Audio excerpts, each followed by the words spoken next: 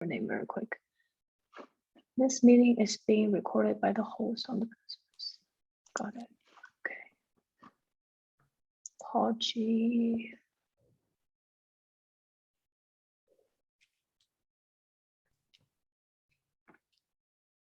I think so far everybody can record it, right?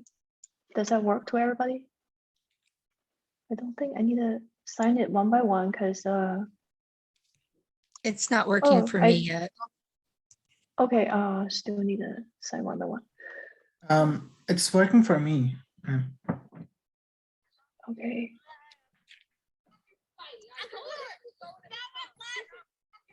It actually did that like I'll say an hour ago. And I was like, I'm just looking, see if there's anything I really missed. And there is not actually. So TikTok is what I would say I missed. This curvy cute lady.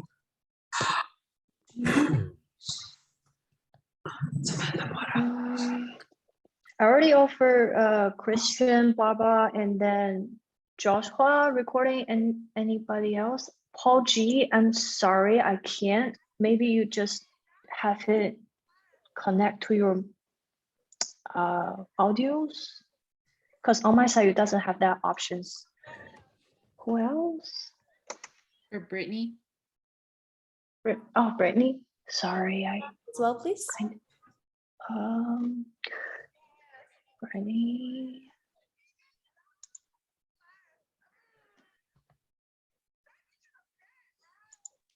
And then who else? So can you put a raise hand label on your name under your name so I can find you need that recording? Thank you. That's very helpful.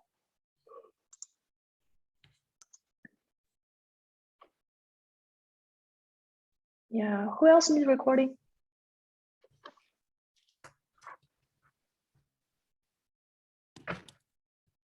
Okay, if nothing, I'll just get started, okay? And then if you guys have any questions, just speak up. And then you don't need to put a hand raise sign because I can't see that somehow. You just unmute yourself and then speak up. All right, let's get started. So first, let's record some regular journal entries. Number one, supply are purchased for $1,000. For this one, we need a debit supplies and then credit cash for $1,000. And then this transaction will increase the asset for $1,000 and also decrease the asset for $1,000. Number two, insurance is paid for 12 months beginning January 1st, and it is $3,600. For this one, we're gonna debit prepaid rent and then credit cash.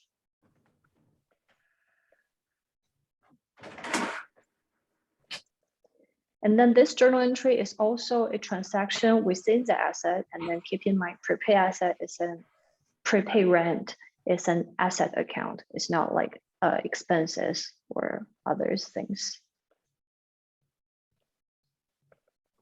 So isn't prepaid rent a deferred revenue? No, they're different.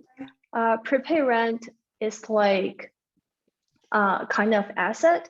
It means company deposit certain dollar amount to third party or another company to buy like a service, or probably it is a service, but it doesn't use that service at that moment. Let's say for the insurance, you pay it in at once, like pay at the beginning of the year, but your company gonna use that insurance for a whole year long. So that will be like a prepay. And then,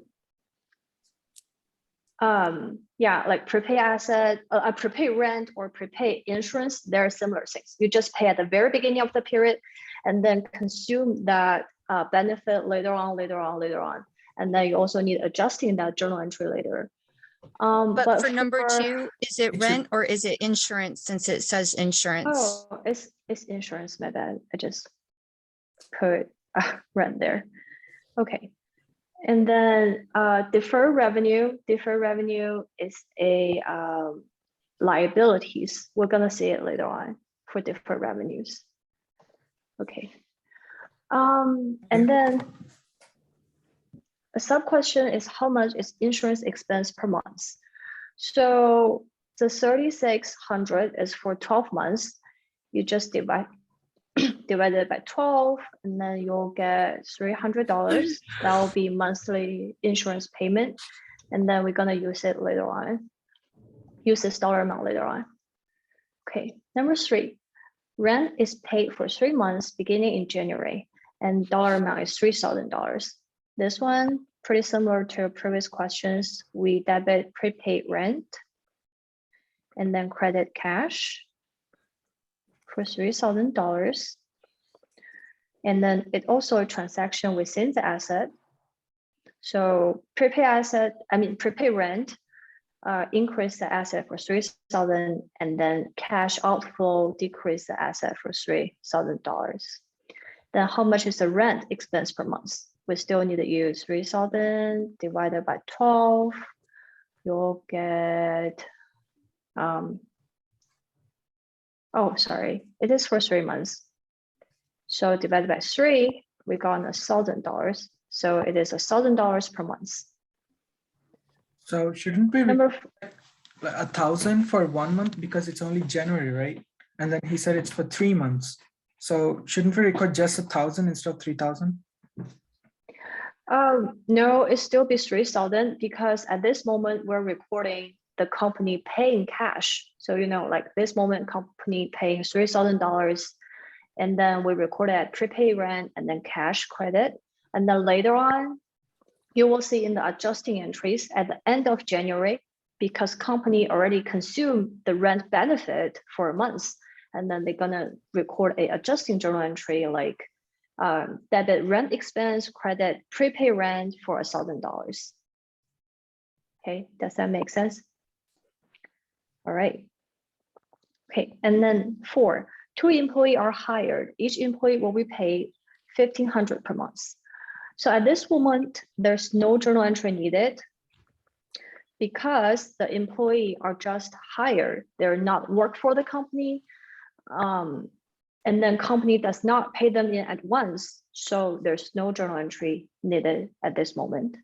And then probably we're gonna adjust it later on because the employee probably gonna work a month and then the company will pay that employee. So you'll see adjusting journal entry later on. Okay, and then assume the employee are paid on 16th and the 1st. How will we use this information? So on the 16th, let's say the employee already working for like half months, right? Probably. And then we're gonna record a debit salary expenses.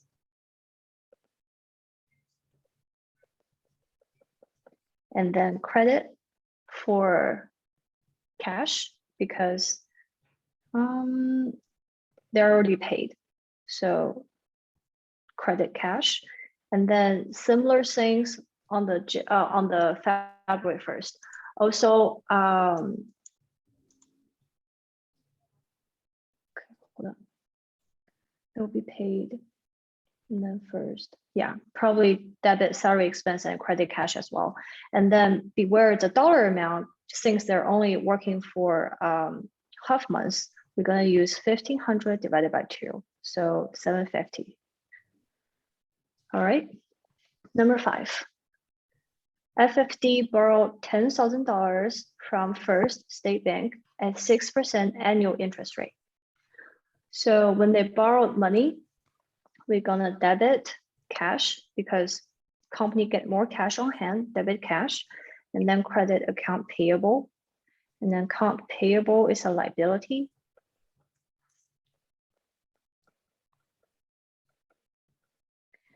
So it will be increase in assets for 10K and then increase in liabilities for 10K. Then how much interest expense per month?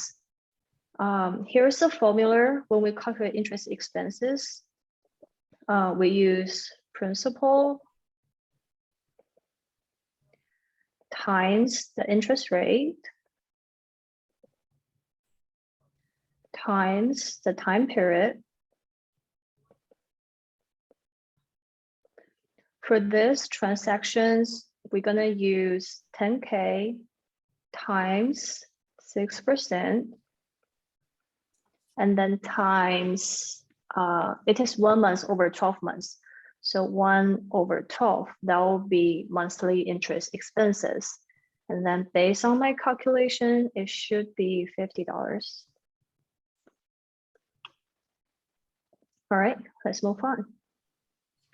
Number 6, a delivery when is purchased for 9,600 cash, it will be used for 5 years and will be depreciated monthly using straight line method, no residual values, no salvage values. A full month of depreciation will be charged in January. So here, very first, let's recording the purchase, the journal entry for the purchase. For the when, we can record it under equipment. That will be debit. And then we're gonna credit cash because company paying cash for this one. So cash, credit, 9,600. So it will be an increase in asset, but also a decrease in asset for the same dollar amount. Increase and then 9,600 decrease.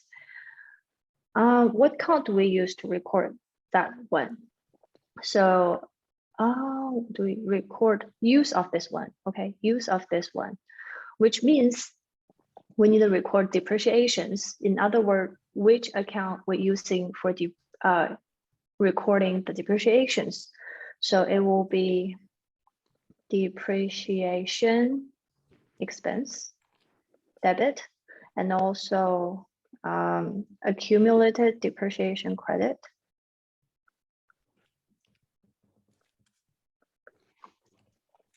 And then what is the dollar amount?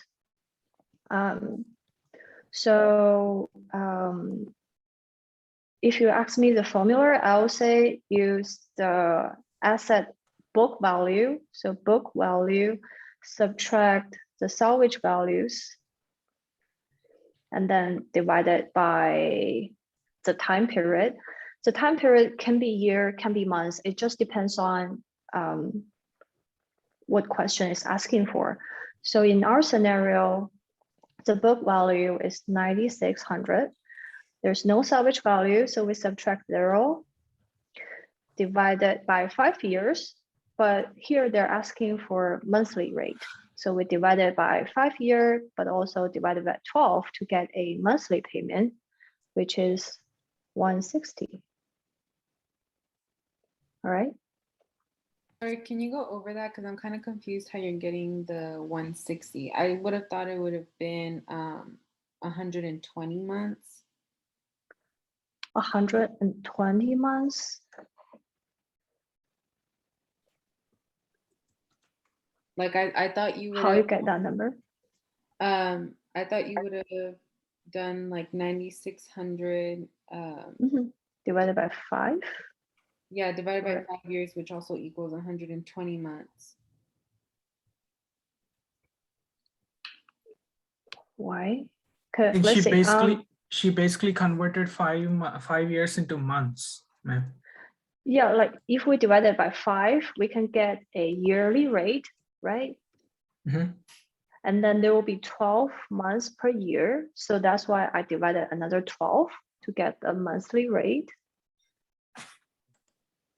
Or in other words, you can say like how many months in 5 years? We just use 5 times 12, can get 60, right? It's 60 months. Yes. So you can also just use 9,600 divided by 60 months, then probably you'll get 160, right? Hopefully, yes. Yes, sorry, that was my error. Thank you. Oh, no worries, no worries. Also, ma'am, I have a quick, go ahead. Yeah, go ahead, one by one. So the 160 would be the amount that it decreases per month, right? Yes, 160 will be the depreciation for each month.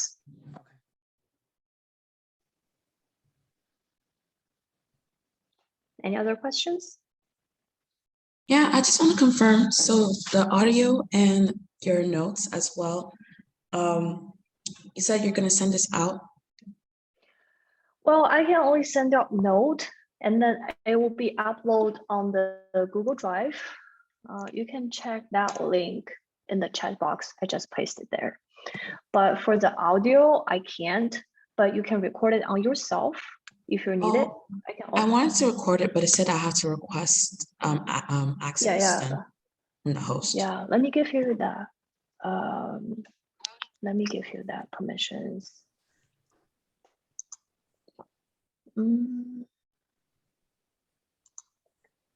Okay, hopefully you can do it now. Let me know if you can record it. Yes, I can record now. I'm sorry, could you Okay. real quick explain the BV and minus salvage real quick? Oh yeah, that's like the formula calculating depreciations. So if you want to calculate depreciations, and then this time is using straight line method, so it will be book value divided by salvage values and then divided by the time period. And then book value is like how much company paid for that one at the very beginning. So it is 9,600. And then there's no salvage values. So we subtract 0 and then divide it by the time period. That's for the straight line method. But in the later chapters, you may learn like double decline or others depreciation method, but no worries at this moment. You just need to know how straight line works. All right, let me move on. Number 7, perform service for customer on account. Mailed invoice totaling 10,400. So this moment they perform the service for the customer on account, which means they haven't get the cash at that moment when they perform the service.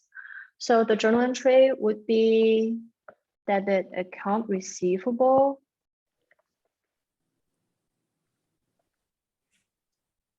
And then credit service revenues.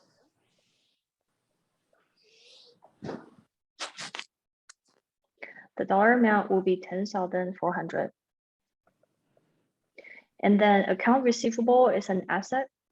So asset increase 10,400. Service revenue belongs to stockholders' equities. It also increased for 10,400. And then how much how much revenue is recognized for these transactions? So since the company already performed the service, we can recognize the full dollar amount of the revenues. So it will be 10,400. So as you can see, when we recording the revenues, it doesn't relate it to do we receive cash or not. Even though it doesn't get any cash at this moment, we still can record it because the threshold is whether they perform the service or not. So keyword here is perform. If the company performed the service, we can record it as revenues. If not, even though we get cash, like customer paid in advance, we can't record it as revenues. All right, next one. Company received 3,300 from a customer for an advance order for service to be provided in January, February, and March. So this is a scenario I said, like we get cash in advance, but no service performed at that moment. The journal entry will be debit cash, credit deferred revenues.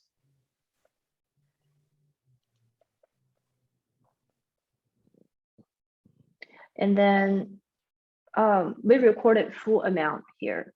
So 3,300. Cash is an asset, 33. And then prepaid revenue, deferred revenue. Deferred revenue is on liabilities for $3,300. And then here's a question, how much revenue is recognized for these transactions? It will be 0. No revenue should be recognized because the company haven't provided any service yet. And then the company will recognize the revenue at the end of January, end of February, and end of March when they do provide service to that customers. You will see that journal entry later on in the adjustment.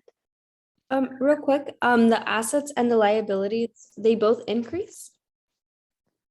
Oh yeah, asset increase and liability increase. Thank you. Yeah, no problem. All right, any other questions? If no, I'll move to adjusting journal entries. Okay, so the purpose of adjustment is to get net income as accurate as possible. So they will recognize the revenues and expenses during that whole month period. And then later on, you're gonna closing all the revenues and expenses to the retained earnings to make it more accurate on the balance sheet, okay? So for the adjusting journal entries, it's gonna impact the net income, and then it will impact the stockholders' equities as well. Let's see the scenarios. First one, supply are purchased for 1,000, and now supply on hand on January 1st are 250s. So here I prefer to draw a T account. That will be helpful. So I put supply, T account. And then at the very beginning of the month, we already debit the supply for $1,000. We don't know how much the company consuming the supply at this moment, so it will be a question mark. And then we know the ending balance, which is the supply on hand at the end of this month is 250. So here's the ending balance. So we use 1,000, subtract 250, we get 750 probably, right? 750. That will be the supply the company consumed during that month. So the journal entry would be debit supply expense,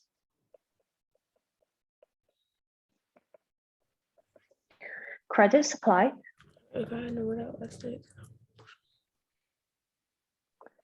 for 75, 750. And then at this moment, supply expense belongs to stockholders' equity account, so it will decrease. Remember, all of the expenses will decrease the stockholders' equities. So we decrease stockholders' equities for 750, and then asset, since we credit the supplies, right? Credit asset will decrease the asset. So also negative 750 effect on the asset. All right, next one.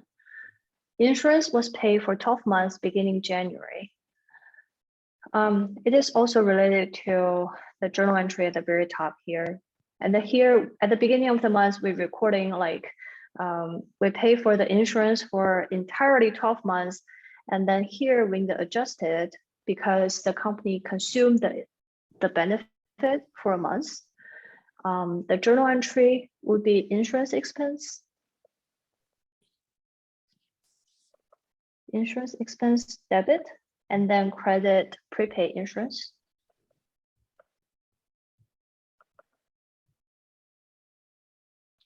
And then the dollar amount should be 300, we just calculated previously.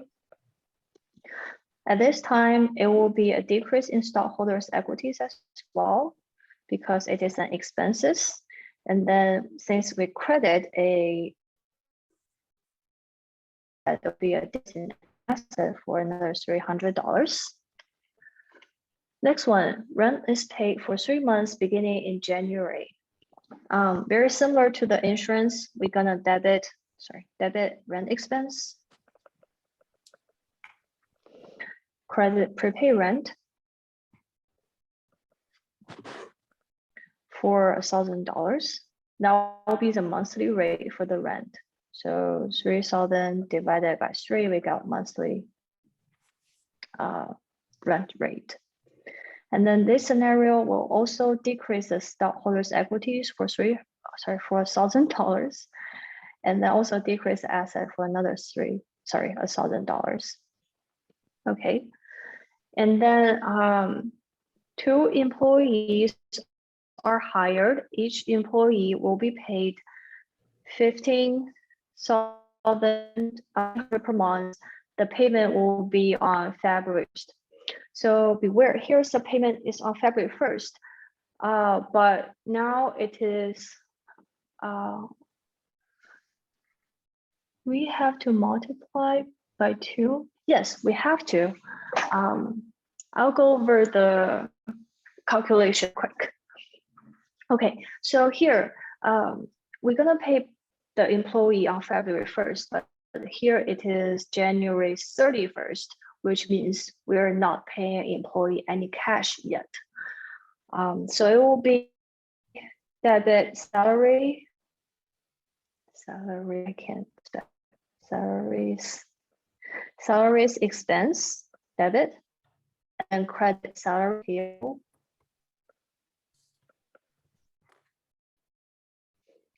For the dollar amount, it will be 15 times 2, which is 3,000 probably.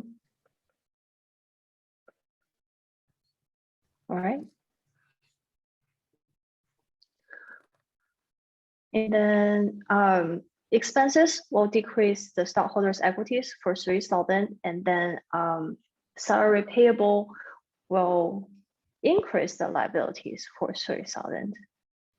Because payable is on liabilities. Liabilities normal balance is on the credit side, and then since we credit it means it goes up.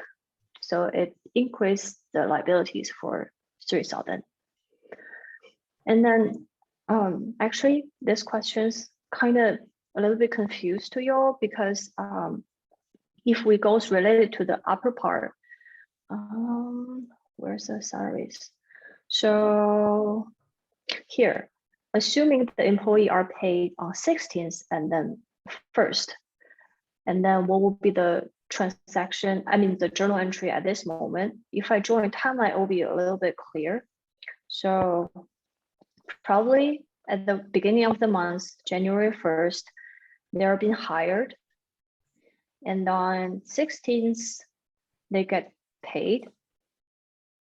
And on 31st, they doesn't get any payment on 31st, right? Because they get payment on February 1st. So on February 1st, they got another payment. But on January 31st, we need to make adjustment, but it doesn't like a cash payment. Like why we need to make adjustment? Because the employee already served for the company for like another half month. They need to record it at the end of this month, okay? And then company also get benefit from the employees. So that's why we need to make adjusting at the end of this month. So if we relate it to this scenario, the dollar amount we need to change slightly, because here we already paid for half months, and then here is only like half months we need to adjust it between the 16th and the 31st. So here the dollar amount should be $1,500 for each employee, times half of this month, and then times 2 because there's 2 employees. So it's turned out to be 1,500. Okay. I want to make this clear, hopefully. Any question for these questions? Where will the recording be posted? Natalia, I won't post any recording because we're not allowed to do so. If you need it recorded, you can record it on yourself and I can offer you that permissions. I'm sorry, does the stockholder equity go up or down since it's an expense? Oh, go down. Good catch. Thank you. Sorry, guys. That's a very good catch. Goes down 15. I'm so bad at this. I just want to make sure I'm writing it right. I'm sorry. Yeah. Yeah, thank you for catching it. It's very important for everyone. So I just want to recap to make sure I'm understanding. So basically, because it's been only half a month since their hire, Mhm. it's going to be 1,500. Correct? Yes, because Okay. it's only half months, right? Because they're already recording the first half months on 16th. And then another half month will be recorded on 31st. Okay. Thank you. Okay. Yeah, no problem. Natalie, I can't offer you that permissions to recordings. I don't know why.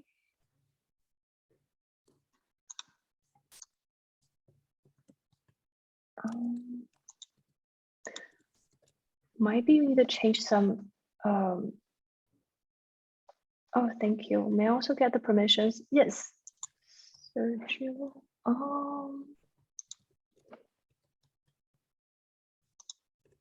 All right. So probably you guys can record it now.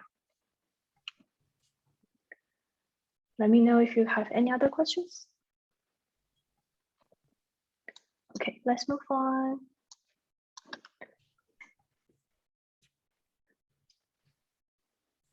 Oh, I still have 2 questions need to go over to turn the page. Okay, FFD borrowed 10,000 on January 1st from the First Bank at 6% annual interest rate. And then probably at the end of this month, when the recording, the interest expenses for that month. So we debit interest expense.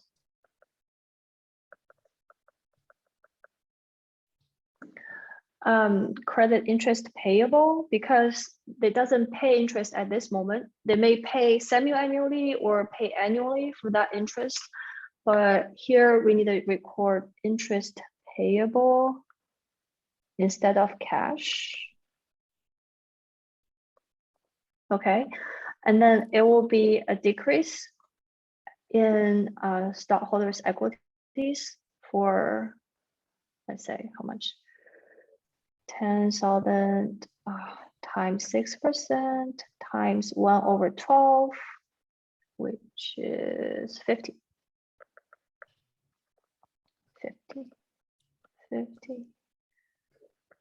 50. And then since it is a payable and then it is a liabilities, we credit it means it will increase the liabilities for $50.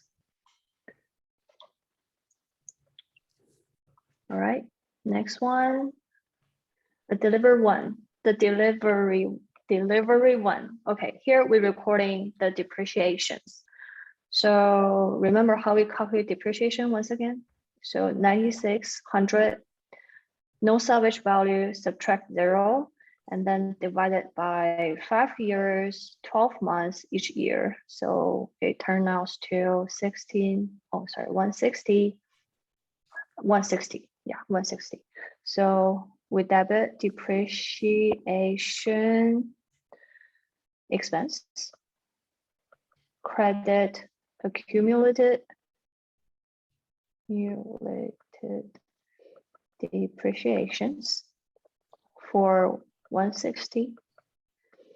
And then depreciation expense, obviously it is an decrease in stockholders' equities. And then accumulated depreciation is an asset account. And then since we credit it means it is a decrease in assets. So it also decreased for 16,000, 160. 160. Okay. Oh, hold on. I should put it under asset. Decrease. All right. Okay, let's move on to the last one. The company received 3,300 for customer for advance order for the service to be provided in January, February, and March. So at the end of January, they probably provided a 1 month service to that customers. So we need to record a 1 month service revenues. Can you go back up? I didn't get everything. Let me finish these questions and then I'll go back very quick, okay? So, okay, so first we need to calculate how much revenues for each month. So we use 3,300 divided by 3, get a monthly revenue, which is 1,100. And then we decrease the liabilities previously recorded, deferred revenues. And then we recording the revenues, the truly revenues. So it is service revenues. Service revenues credit for 1,100. Okay. And then in this scenario, since deferred revenue is a liabilities, when we debit it means a decrease in liabilities, 1,100. Service revenue is a increase for the stockholders' equities. So it will increase the stockholders' equities for 1,100. Okay, makes sense. And then as you can see, for all of the adjusting journal entries, we never use cash account. So like from here, like to the very down the bottom, for all the adjusting journal entries, we never touch cash. So keep in mind, when you're recording a adjustment at the end of month, if you put any debit or credit under cash, you're probably wrong, okay? Would it be a fair rule to say that stockholder equity and asset are directly related and then liabilities are indirectly related to asset and then stockholders' equities? I haven't seen that previously. I think they're all very directly related to each other. It just depends on the scenarios. You can say like, because there's a, let's say an asset and then there must be a stockholders' equities. It can be transaction between asset and liabilities, liability between stockholders' equities, and then you just mix and match them. They can be also just transaction only within the asset, only within the liability, and only within the stockholders' equities. So there's no rules for that, I think, probably. Okay, but very good question, very good thought. How you get January 16 as when the employee, I'm confused. How you get January 16 as when employees got paid? Oh, here is the scenario or kind of hint they given previously, like here. Because all the scenarios from part 1 and part 2 are kind of related. That's how they designed for it. So let's say, assume employees are paid on January 16th and then 1st. So that's why I said they already get payment on 16th because of this. And then for Brokey, which transaction, you kind of get a little bit lost.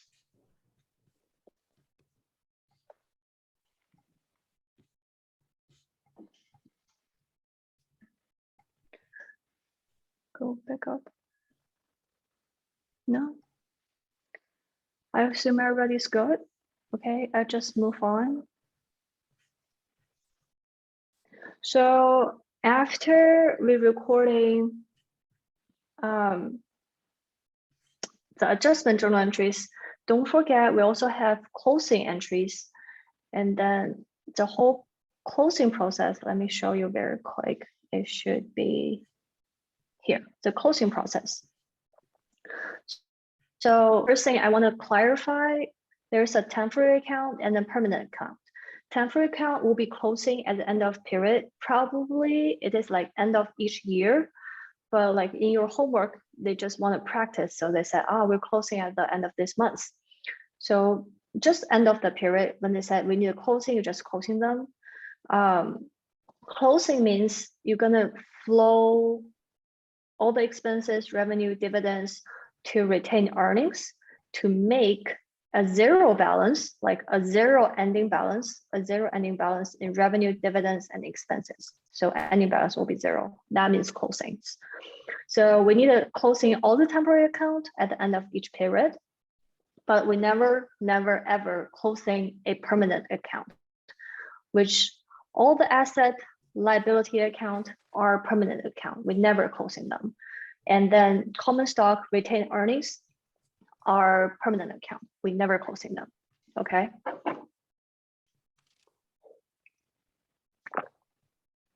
Sorry, I need some water. Nearly lost my voice. Okay, so the closing journal entry is totally straightforward.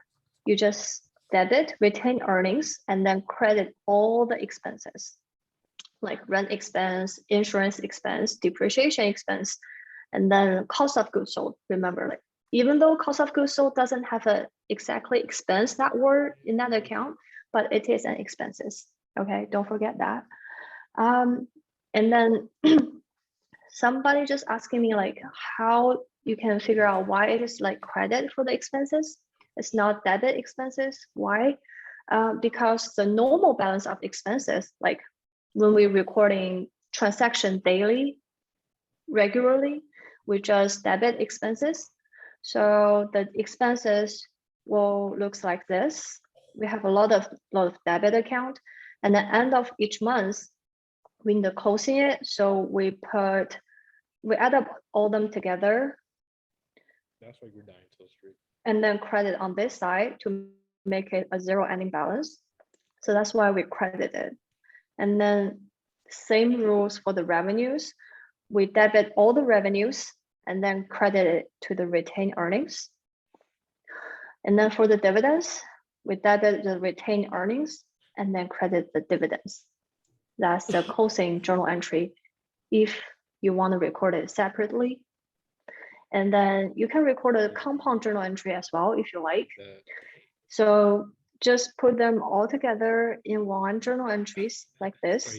You debit all the revenues, credit all the expenses, credit the dividends, and then the retained earning could be debit and also could be credit. It really depends. Like if you add up all the revenues together and get $1,000 and then add up all the expenses, get $900, that will be a credit to the retained earnings for $100.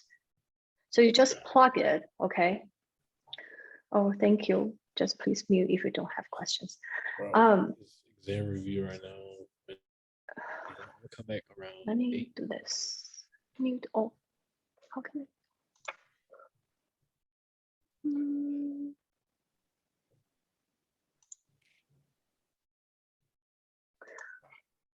Okay. Instead of mute myself. Oh, here, mute all. Mute all will current. Oh, current. Okay, hopefully that will be better. Sorry, guys.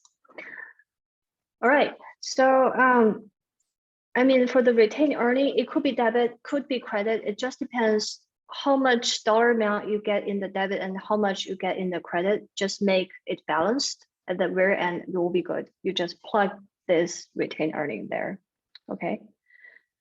And then here's a quick look for the whole accounting cycles. At the very beginning, we recording all the daily or regularly journal entries, just like what we practiced at the part 1, okay? And then we can get a unadjusted trial balance.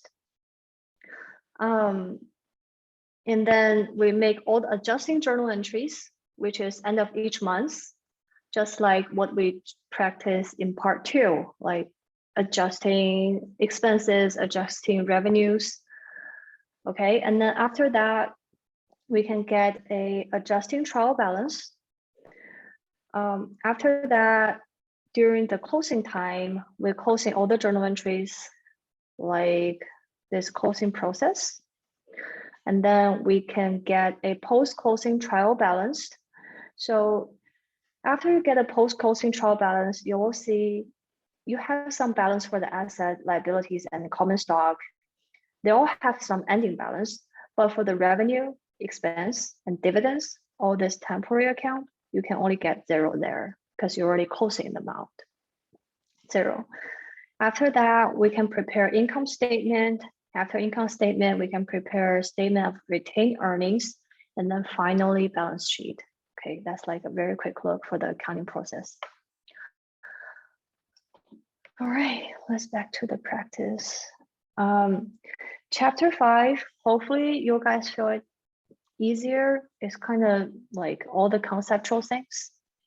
There are like 5 basic principles for control.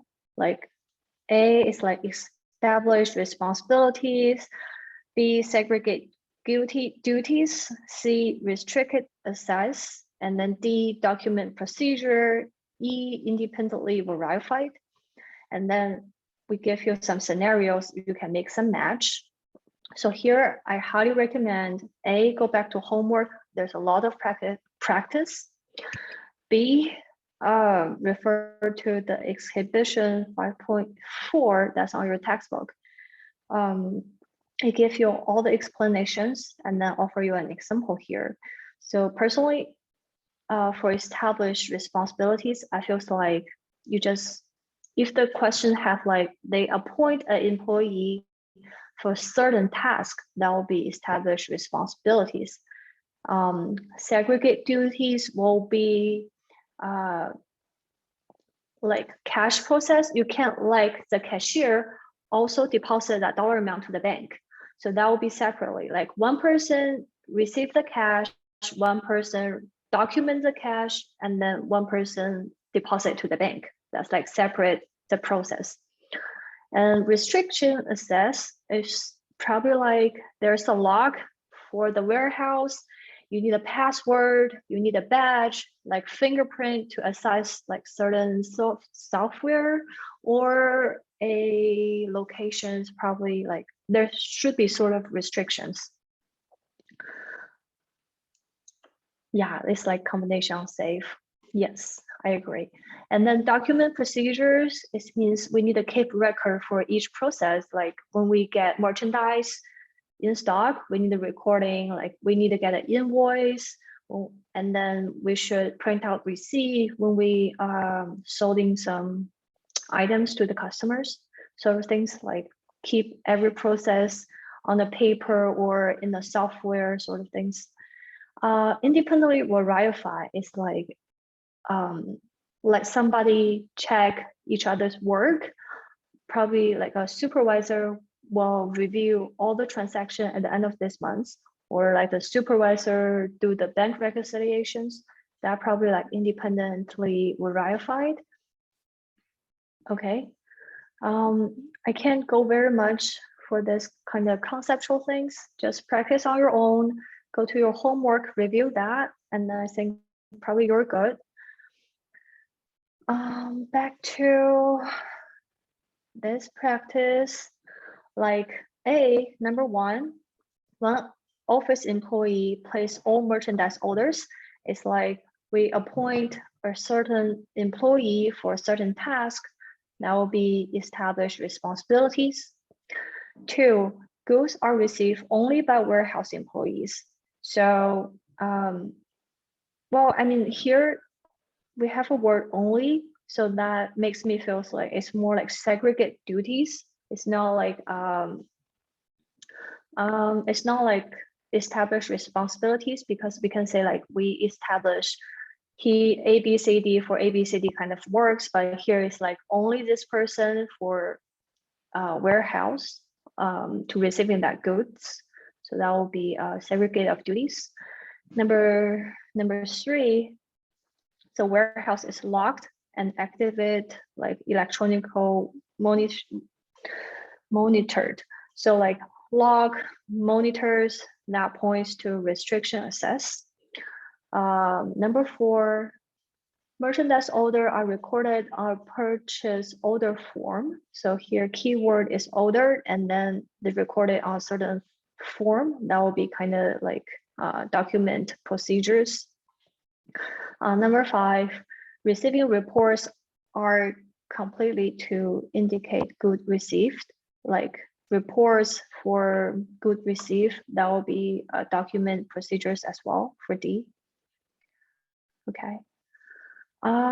Then move to next part, bank reconciliations. Probably for bank reconciliations, they will give you certain kind of scenarios, and you will find it will be adjustment on bank statement or it is adjustment on company's book. So here I also recommend go to your textbook. I really like this chart, exhibition 5.9.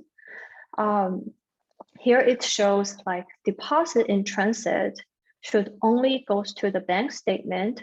I mean, the adjustment only goes under bank statement, and it always be additions. If you ask like deposit in transit, what does it mean? It means like your customer deposit $1 for you, like deposit a check for you, but it's still in transit. It's like varying between the bank and bank. So it's like a time difference, a time lag. So on our bank account, it doesn't show, but on our journal entry, we're already recording that cash received. So we need to add it back to our bank statement. And then deductions would be outstanding check.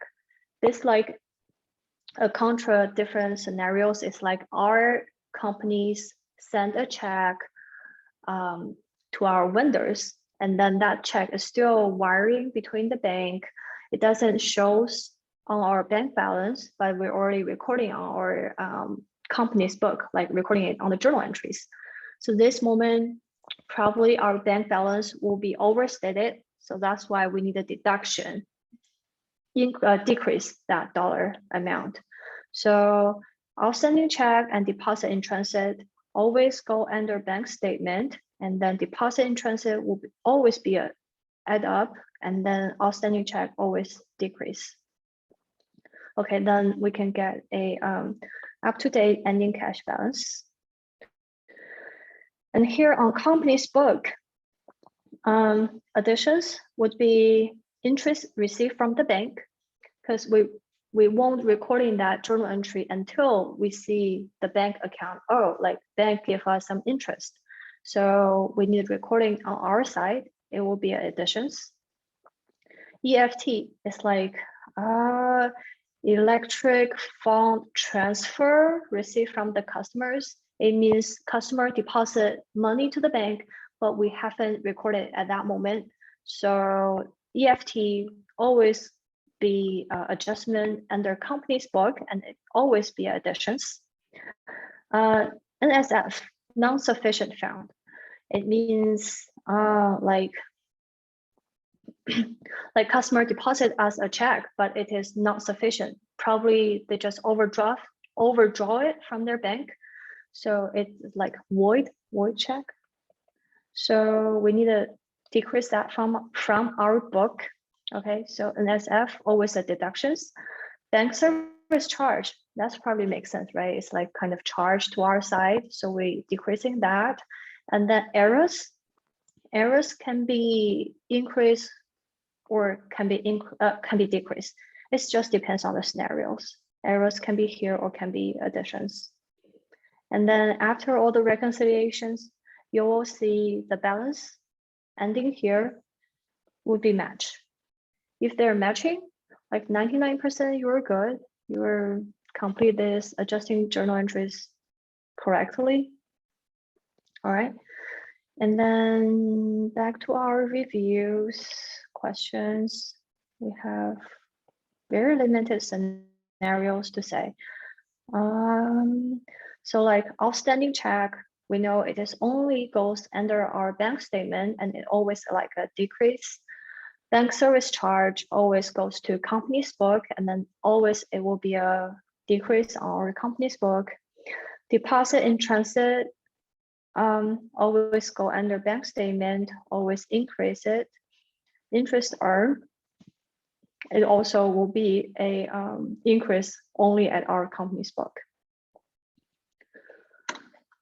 All right, so very quick, we finished chapter 5. Any questions so far?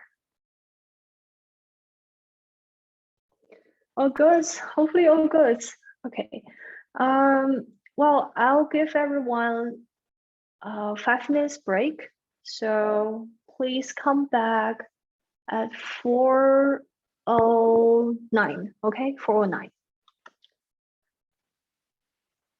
Thank you. I hope that will be clear, and then hopefully it's easy for everybody just taking notes.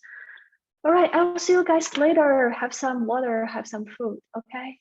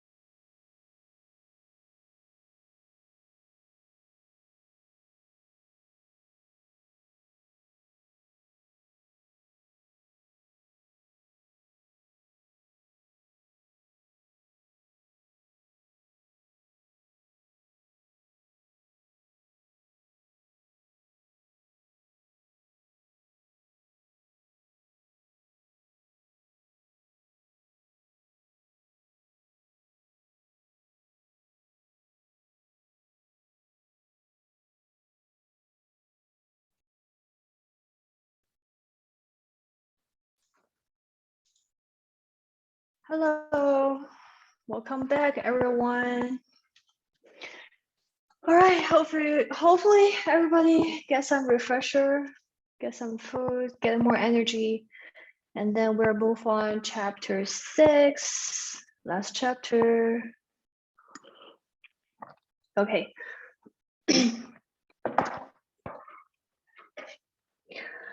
So chapter 6, part 1 and part 2, we're gonna record some transaction related to new books and then reader's corner.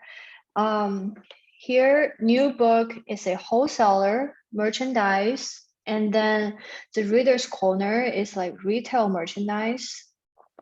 Assume all sales of merchandise of new books to readers' corners are made with term 2/10 and over 30, which means 2% discount if they paid within 30 days. And then the two company use perpetual inventory system, which means like real-time inventory systems. Assuming following transactions between two companies occur in the order list during the year end of August 31st.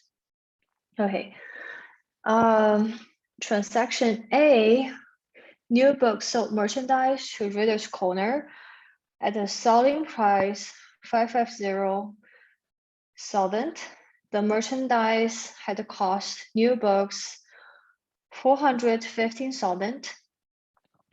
And then first things first, we need to indicate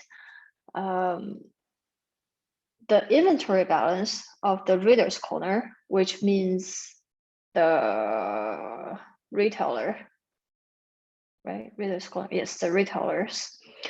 So we need to record it is an increase in transactions or, increase in inventory or decrease in inventories, and then how much dollar amount it changed. So for the first scenario, Reader's Corners,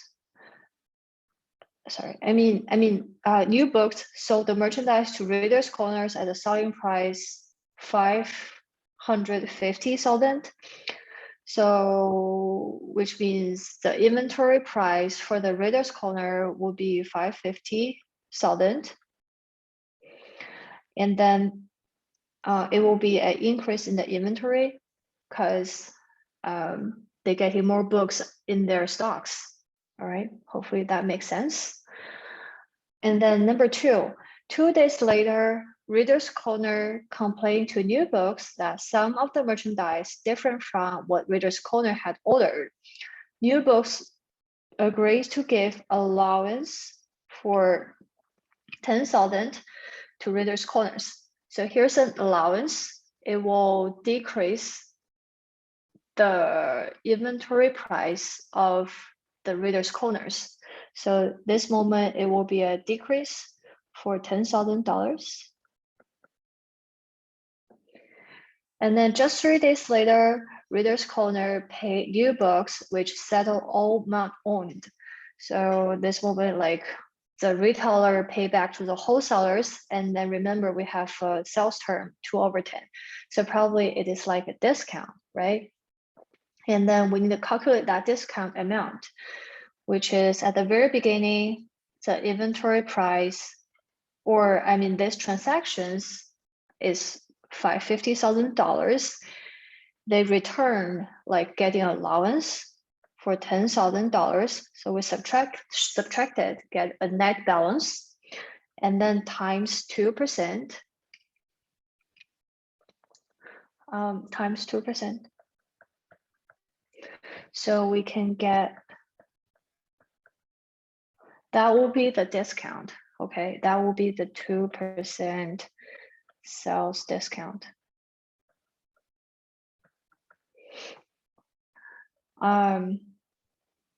So it will be a decrease in the inventory price for 10,800. We're netting them all together, okay? So we finally get a total inventory for 529,000, 529,000. Oh, sorry, 200. All right, now will be the total ending balance for the inventory of the retailer. And then we need a recording a journal entry for Reader's Corner, which is a retailer as well.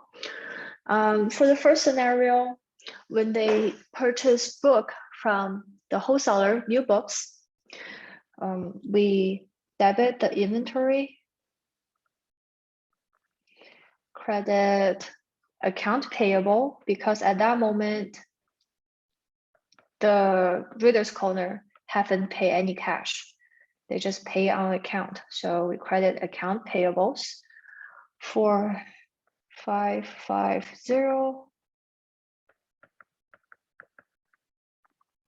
Okay, and then second journal entry will be recording that allowance.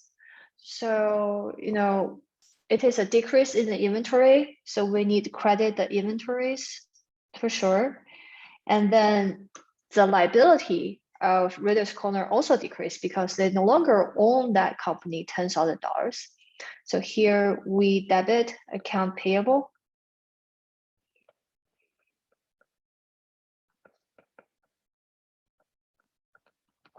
for $10,000. And when we pay back, I mean, when Reader's Corner pay back to the, how to say, new books, the wholesalers, all the liabilities has been read off, right? Pay off, not write off, it's pay off. So account payable for sure will be debit, which means a decrease in that liabilities. And then inventories, as we know, it decreased because of the allowance, the sales terms, the discount, 2% discount. So here we credit the inventories for 10,800. And then the rest dollar amount will be the cash paid to the new books, paid to the wholesalers, so cash. Either way we can figure it out. We can first figure out account payables, which is 550, subtract that allowance. Let me highlight them. Account payable, we have a credit at the very beginning, and then we debit it for 10,000 later on. So the net account payable would be 540. And then we'll use 540, subtract the 10,800, we can get the cash dollar amount. I think that would be an easier way. Otherwise, we can calculate the cash, but I feels like it will be harder. Or, I mean, you can see the cash is matching the ending inventory balance. That's another way you can figure it out. So find either way for y'all, okay? Any questions? Okay, let's move on. For each of this event, A through C indicates the amount and directions of the effect. 1 for increase, 2 for decrease, and then NE for no effect on new books. Okay, so here we're gonna analyze the account balance or the transactions for the wholesalers. Okay, and then like, do they record sales revenues? Do they record allowance, discount? What is a net sell, cost of goods sold? Sort of things, okay? I won't use 1 for increase, 2 for decrease. I'll just use plus and then minus signs, but I will put dollar amount there. So I feel like that will be easier for everyone. Number A is new books The wholesaler sold merchandise to the retailer at selling price $550,000. The merchandise has a cost to New Book for $415,000. So we know the sales revenue should be 550. There's no sales returns and no allowance at the scenario A. There's no sales discount for scenario A as well.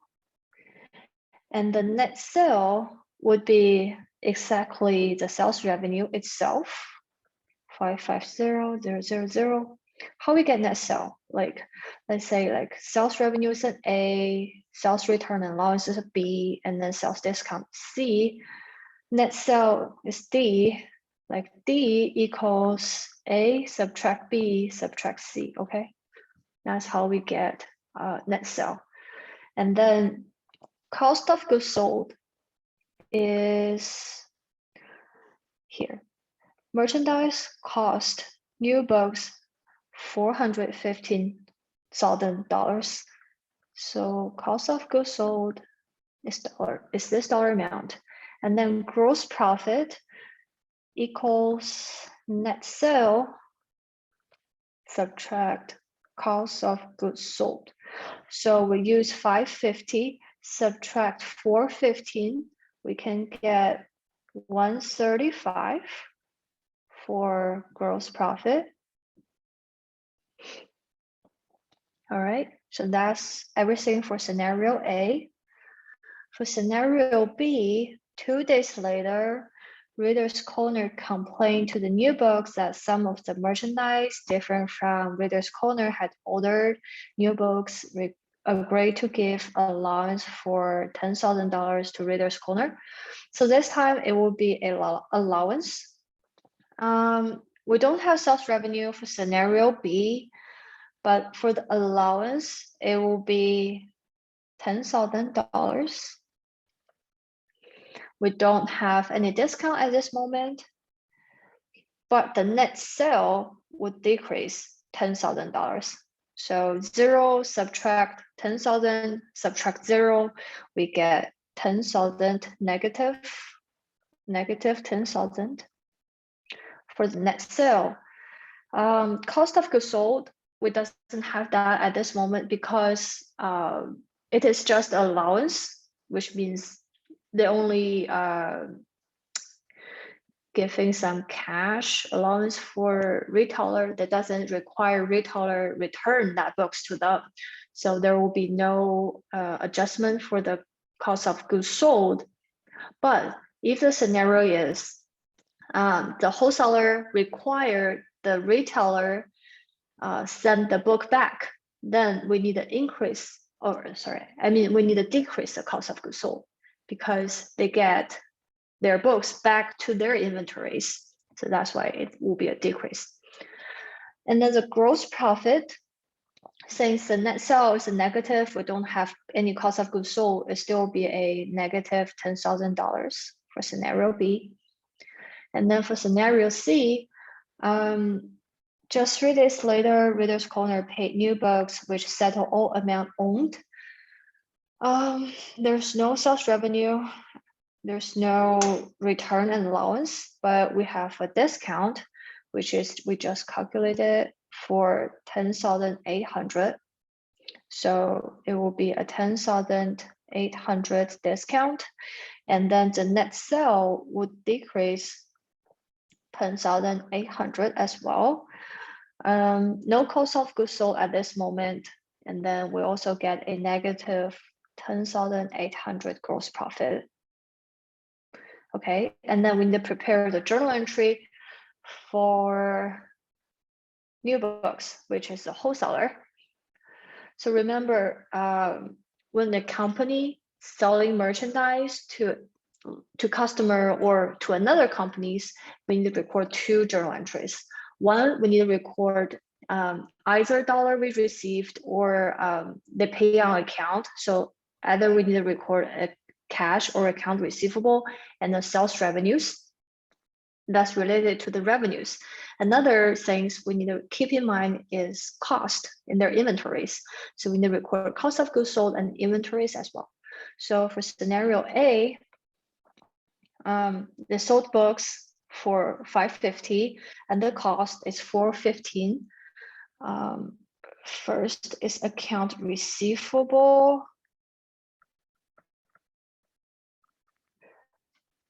$550. And then sales revenues.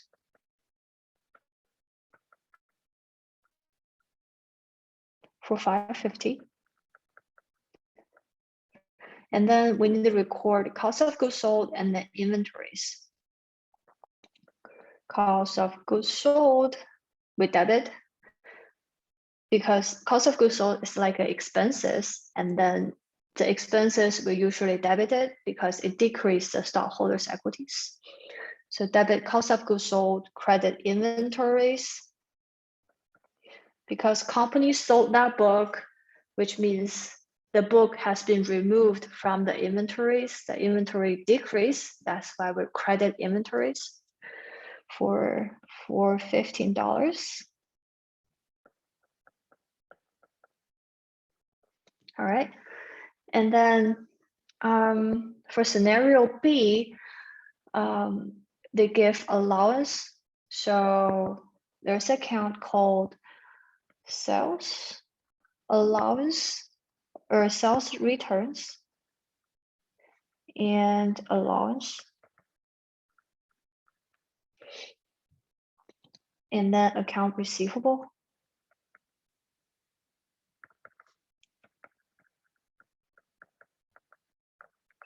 For $10,000. And then in your homework, I saw like for transaction B, the debit sales revenue directly. Either way, it will be good because like if you see a very complicated income statement, there will be sales revenues and then sales returns later, like a subtitle of the sales revenues. And then they will get a net sale. Okay, so that's like how it works in the real world. So either way, you debit sales return and allowance or sales revenue itself, it should be correct.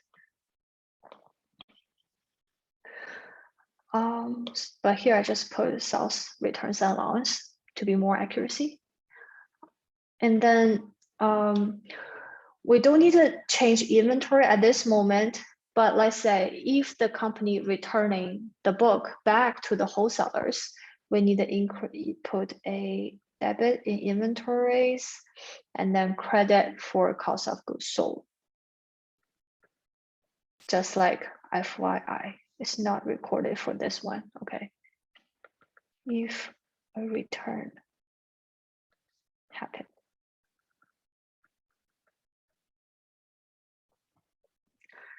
Okay, and then for scenario C, 3 days later, Reader's Corner paid new books, which settle all dollar amount owned. First, we debit cash because we're getting more cash on hand. And then we debit sales discount. Just calculated, it's 10,800. And then account receivable. Oh, sorry, I'm going too fast. I'm very sorry. I'll repeat it once again. Okay. Receivable. For account receivable, remember we just calculated. It is like where it goes. Account receivable, 540. Yeah, 540 for the account receivable. How we get this? Once again, we highlight all the account receivable here. Account receivable here. So we have, if you put account receivable T account, we have a beginning balance 550. we have a credit 10,000.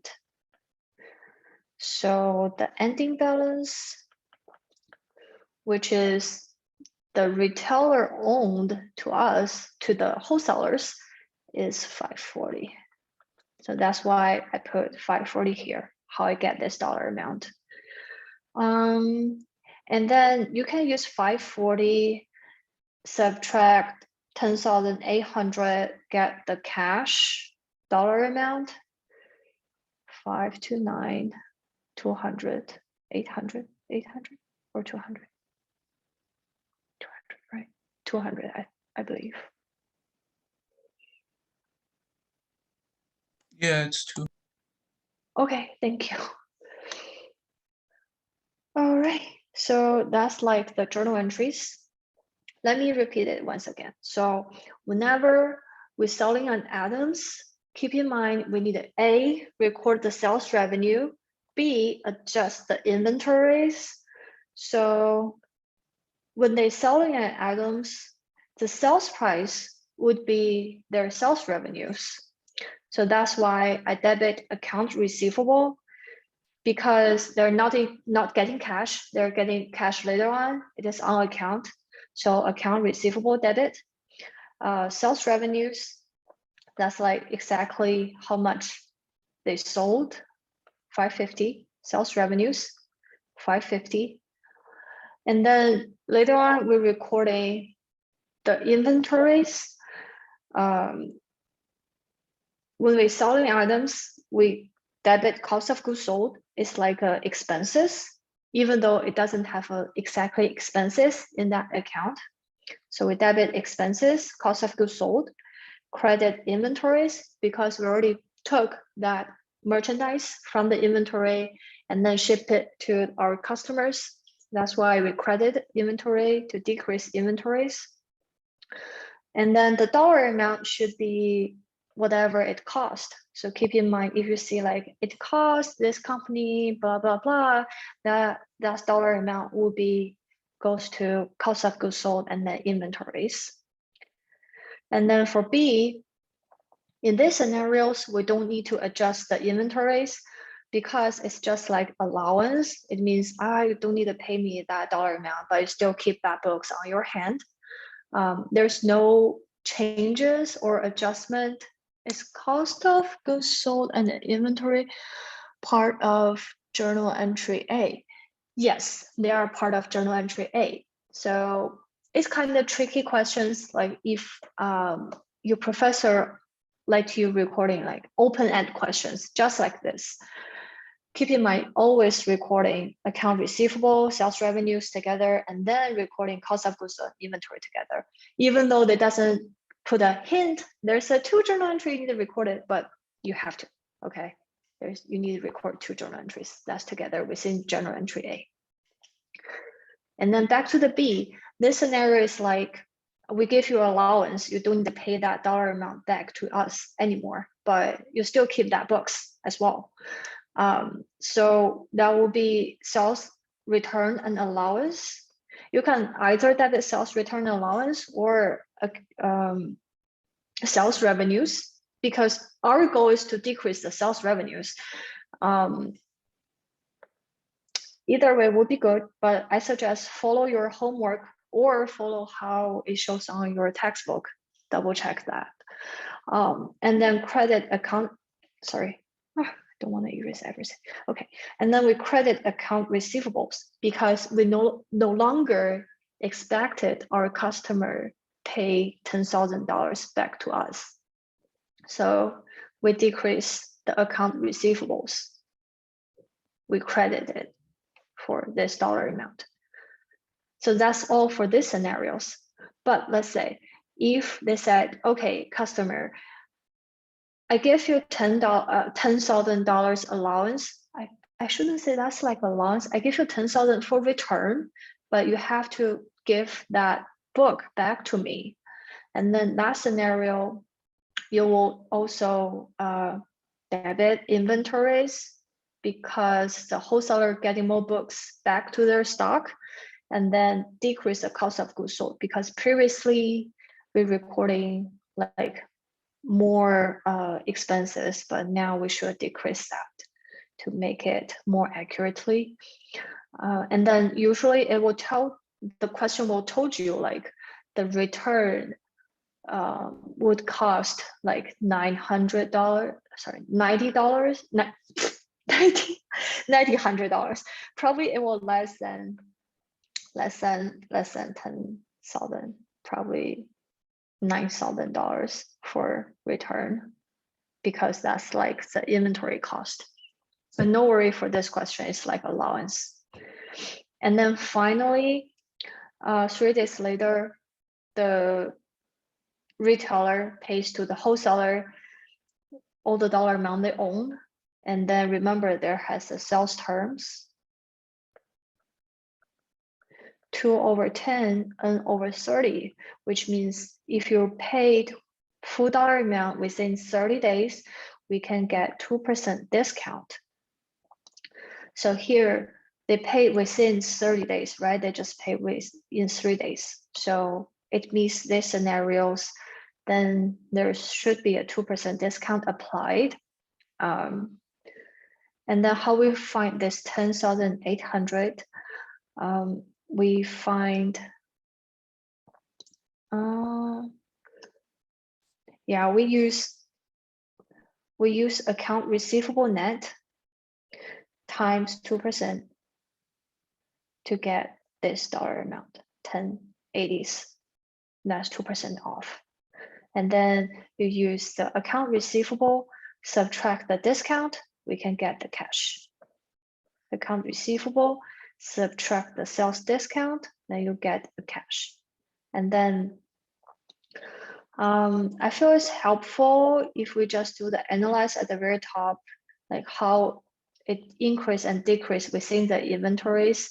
So you will see like at the very beginning, this dollar amount, and then it goes, keep track on that.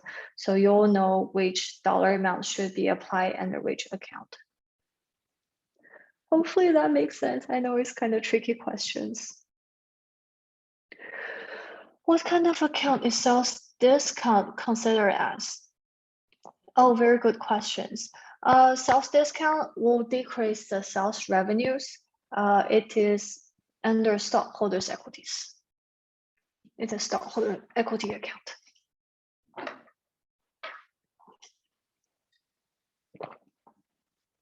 All right, let's move on.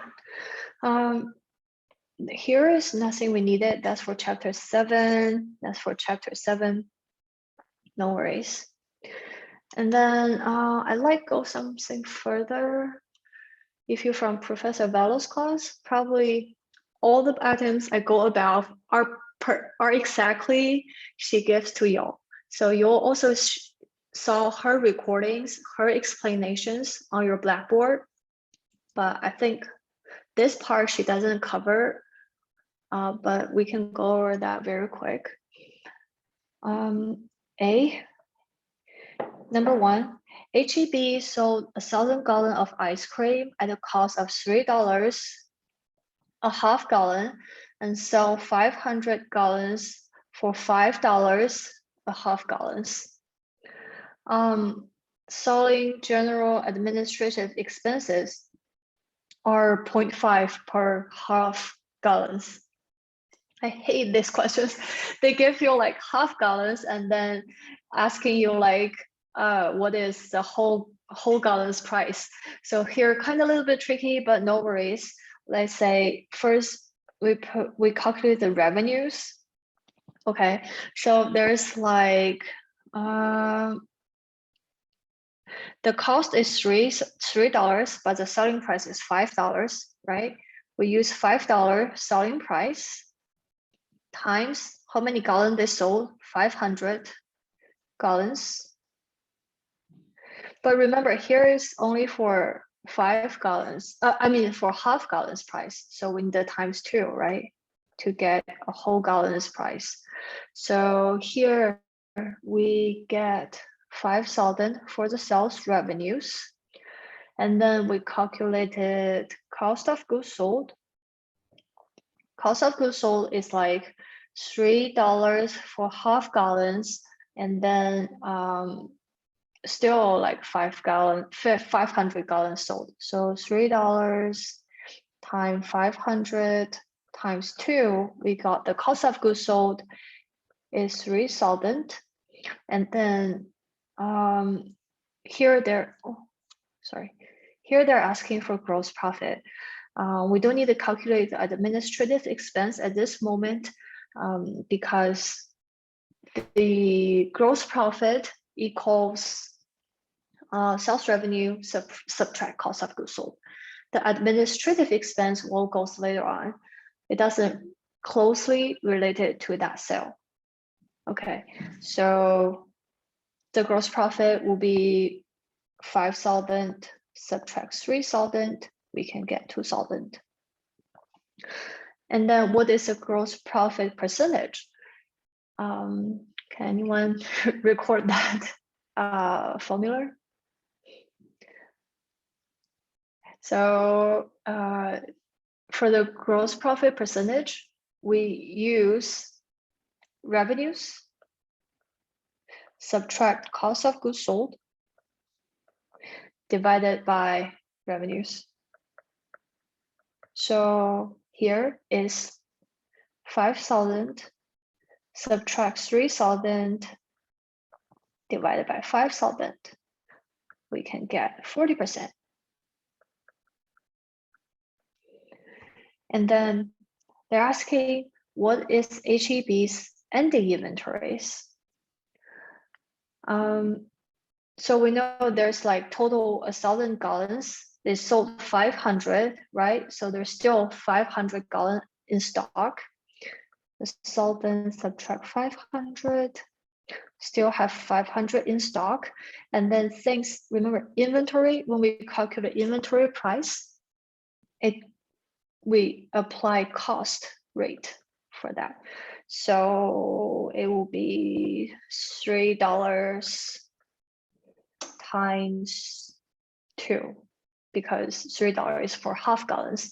We times 2 to reach a whole gallon price. And then that will give us total like 300, right? 3,000 for the ending inventories. Okay. So Sorry, for question. Sorry, is it multiplying by 3 and by 2? Yes, because it's very tricky. They said $3 for half gallons. That's why I times 2. So we want to get a whole gallons price.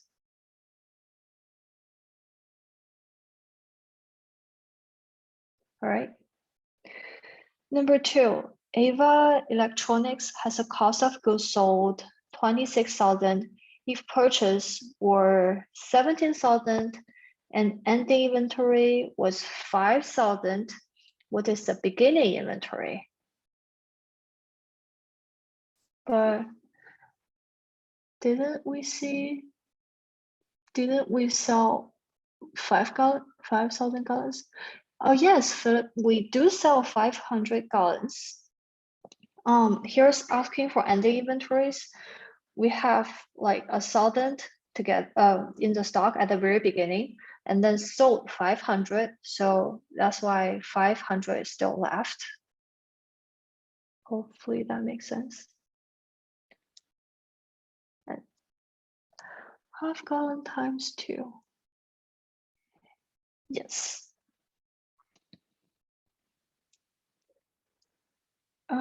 Okay. Any other questions? Okay, let's move on next one. So we know like cost of goods sold is 26, purchase is 17, and then we have an ending balance for 5. I highly recommend for this kind of question, draw a T account for that inventories. We know inventory is an asset, so the beginning balance should goes to the debit, right? You put the beginning balance, and then that is what we are looking for. We don't know yet. Cost of goods sold is 26.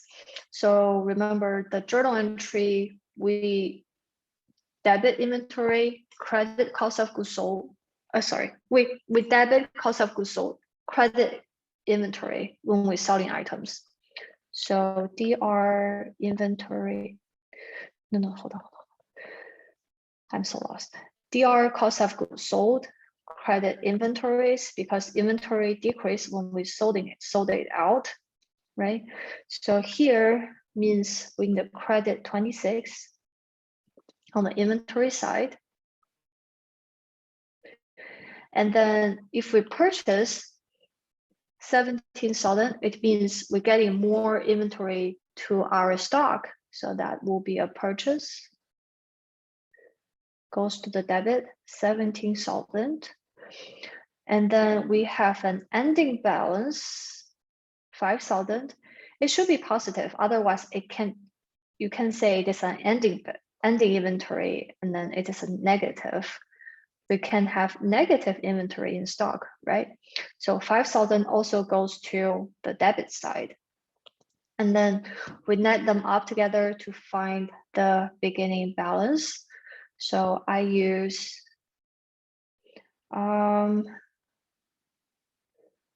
I use 26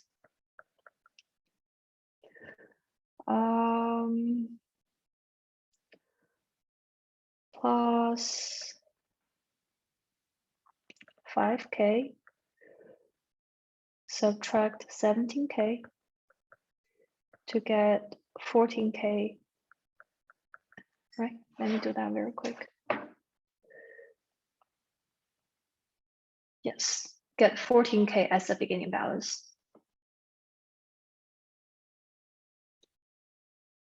So the beginning balance will be 14K in stock.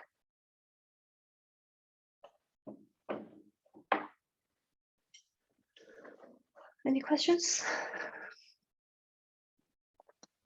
Okay, number 3. Also, that company has a cost of goods sold 26, beginning balance 17, and the ending inventory was 5,000. How much they purchased?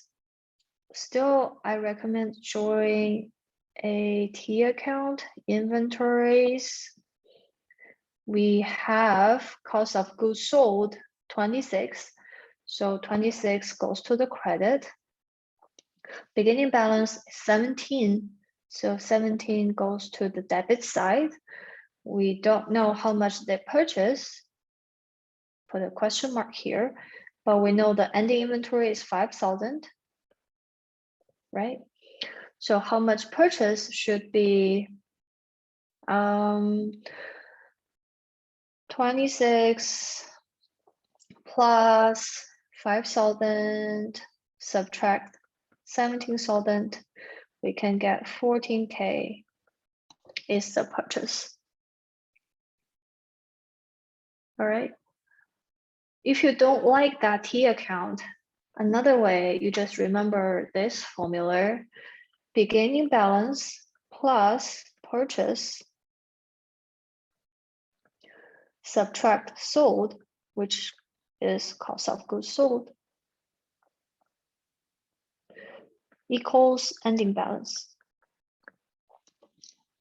So if you feel easier to use T account, use T account. If you feel easier using a formula, just follow the formula and then plug number there, doing your math, then you'll be good for this kind of questions.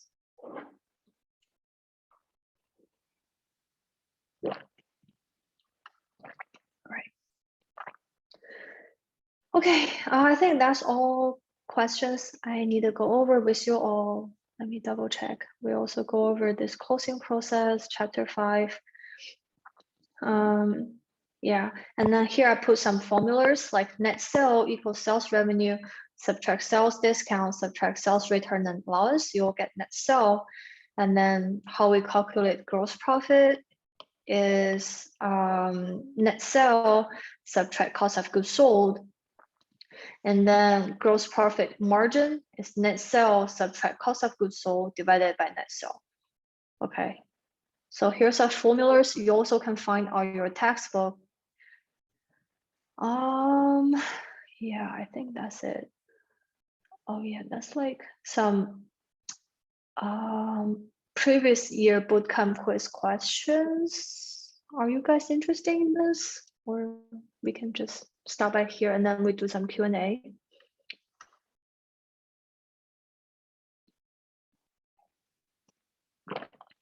What was the purchase must have been? I'm not very much understand. Can you explain it further for number 3?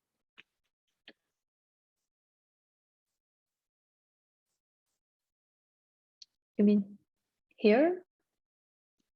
What was purchase? Oh, okay. Yes, purchase must have been. Purchase, we added back. I mean, we use beginning balance plus the purchase, subtract cost of goods sold, and then we get ending balance. It was 14K. Yes, it is 14K. These two scenarios using different numbers, but finally you get 14K. That's like a coincidence. It doesn't mean like beginning balance and then purchase are same.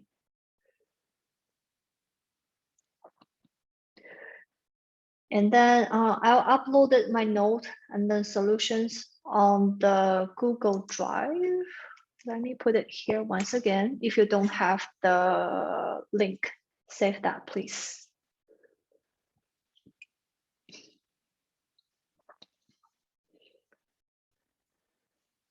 Any questions so far? So the rest of time, I can just do Q&A. If you guys have any like bootcamp quiz questions, feel free to bring up, or any question related to my review, also very happy to explain it further. That sheet that you had earlier, I think it was with the boot camp questions. I was interested in going over that. I took the quiz for that. I was having trouble with that, so. Okay, yeah, I can go over that. But to be honest, it is like previous year questions. I'm not really sure if it's like related to yours this time, but I'm very happy to do so. Okay, yeah, I just go over those bootcamp quiz questions. Sorry, it's the font kind of a little bit small, but hopefully it is clear enough. During 2018, the following event occurred for Parker companies. And then, sorry, and then the question is asking for after all these transactions, Parker's total revenue would be what dollar amount? So for me, I recommend write down all the journal entries you can. Number A, Park Service 21,600 cash in advance, received the cash in advance from W company for consulting service to be performed over 1 year period beginning on March. So this scenario, we don't record any revenues because it is a cash received in advance. So I will debit cash and then credit deferred. No, that's like another question, journal entries. Yeah, that will be debit cash and credit deferred revenues because they're getting cash in at once, but they will perform the service later on. So they recorded this is like a liability instead of a real revenues. So number one, we just cross it out because it is not a truly revenues. Number two, provide 53,800 on consulting service on account. So the journal entry will be debit account receivable, credit sales of service revenues, because the keyword here is provide. Since they provided, no matter getting cash or not, they record it as a revenues. So that's the journal entry for 2. And then we put a tick mark at the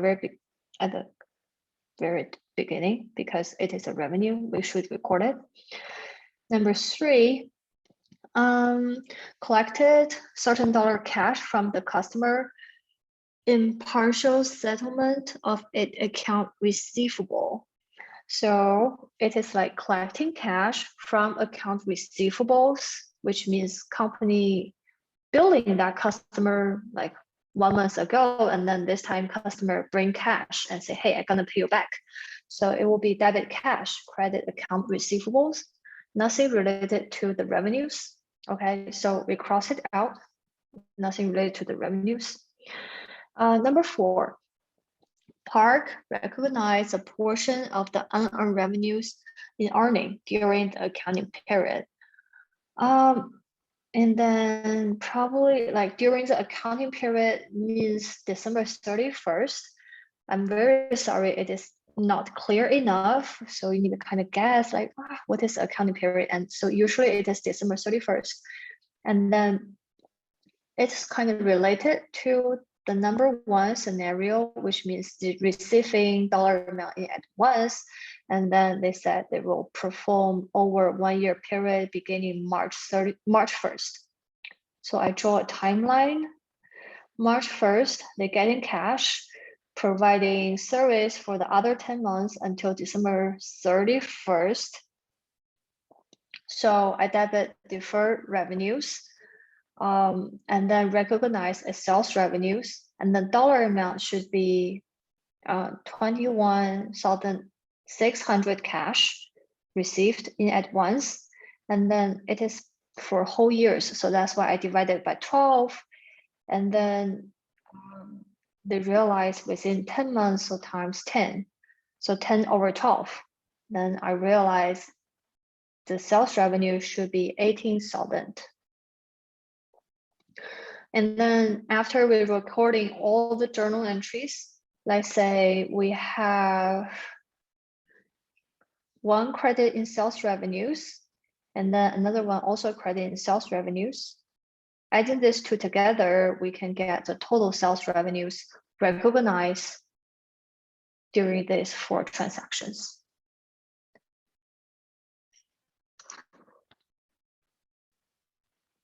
That's question 1, and then it is very related to question 6. I mean, still the same scenarios, but this time they're asking for deferred revenues. So if you put journal entries for question 4, it will be easier because you know here we have a credit deferred revenues for how much is it? For 21,600, and then here we have another debit deferred revenues for 18,000, and then we know the ending balance should be the difference. So that will be the deferred revenues, but like question 6 is giving us a different numbers. That's why you need to calculate it by yourself once again. The numbers are different, but the series are pretty much same. So for that question 6, you would Mhm. first calculate like the earned revenue, and then whatever's still unearned, that's what you would add, right, to get the deferred revenue. Mhm. Yes, you're right. Right, I still like drawing a timeline. So at the beginning, like on the March 1st,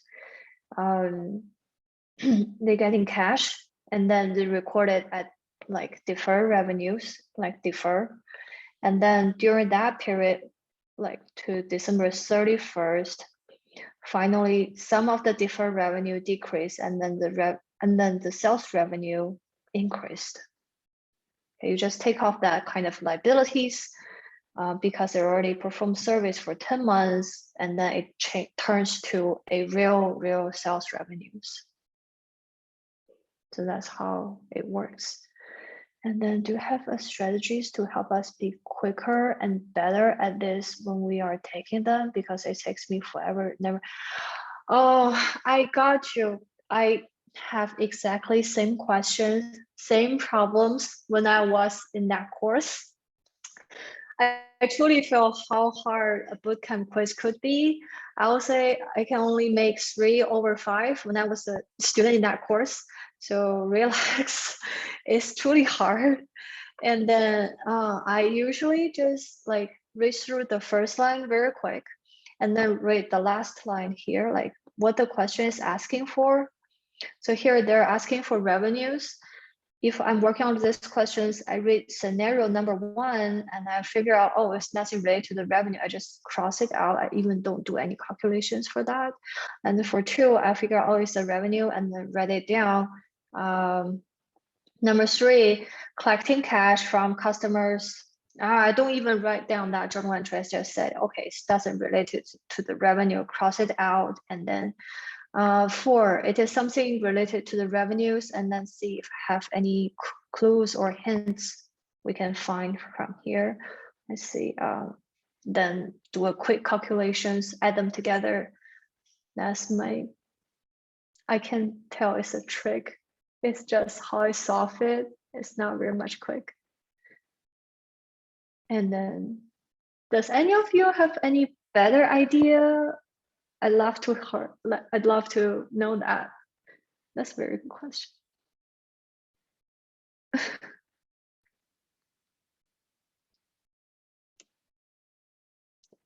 Yeah, do the same. Yeah, I would say try to be organized on your drafting paper. Don't writing everywhere, so it will let you feel harder to finally netting up all the numbers together. Other than that, I can find an easier way. And then just relax, you know, even though you get 3 out of 5 for the bootcamp quiz, you still can get an A in the exams. Sometimes they give unnecessary info, so read everything, then try to cancel out what I know if not needed to find out the answer, but that's it. Yeah, I totally agree. Just cross out unnecessary informations. Yeah, but it still keep us forever. That's truth.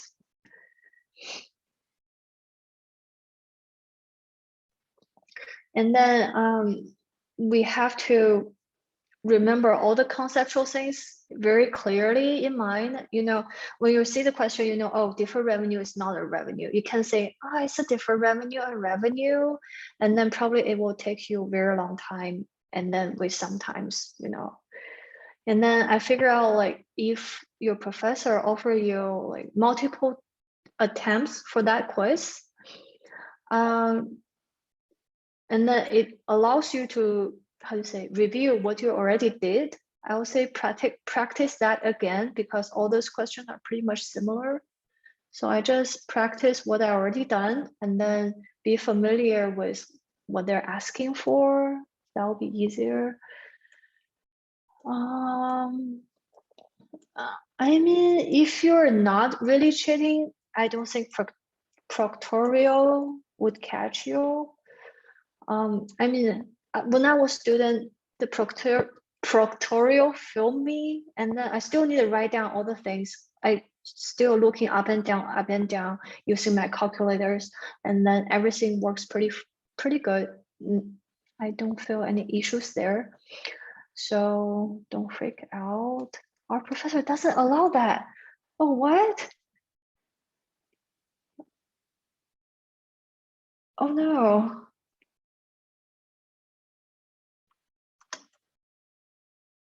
Control print.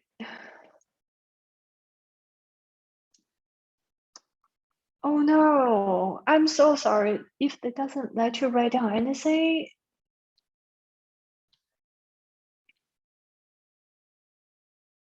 Yeah, I think Brocky's method would be work. Just show you're working on your paper. And then, I mean, double check with your professor, send him an email, like say, I feel so stressful if you don't let me write down something and then doesn't make sense. Probably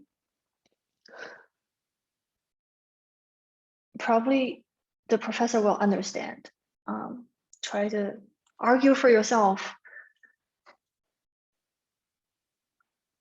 I'm so sorry if they doesn't let you use any paper and pen. That would be so hard. Does it allow you to review that question, what you already did? Like see what you already done previously attempt? I don't think so. She has it set up that any work we do in Blackboard, we're not able to see the answers, or at least what we did, how we scored. Okay. Oh, let you guys see the question afterwards. I know some student, maybe not in that class. Yeah, with the answer for the regular quiz. So I know some student in intermediate accounting 1 and 2, they also have like similar questions. At the very beginning, the professor even doesn't allows them review the question itself. They already email argue for that, so they can review all the questions they already did, but with no correct answers finally shows up. And then they argue that once again. And then finally professor said, okay, I'll show you guys right answer, but only afterwards, after like the quiz due time, you know. And then, I mean, it's at least good for them to review that questions and then help them prepare for the exams. So try to argue for yourself.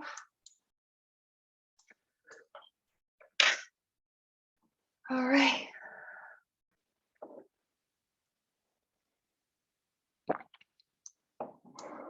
Okay, let me see what else we have. Okay, here's another questions also for the Parker companies. And then see, I just got screenshot from different student. This student, they shows what their answers, like here's the answer she put, and then here's the correct answers. I feel like that's helpful, but like this student, nothing there, it just shows right or wrong. Yeah, but still, it is pretty similar questions, same scenarios.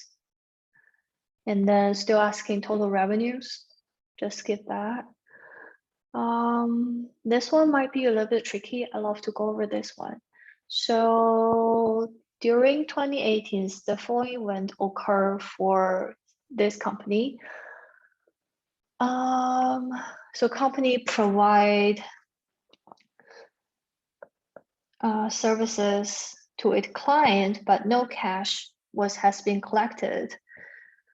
The journal entry will be debit account receivable, credit sales revenues, because the keyword here is already provide the service. So it is like a service revenues.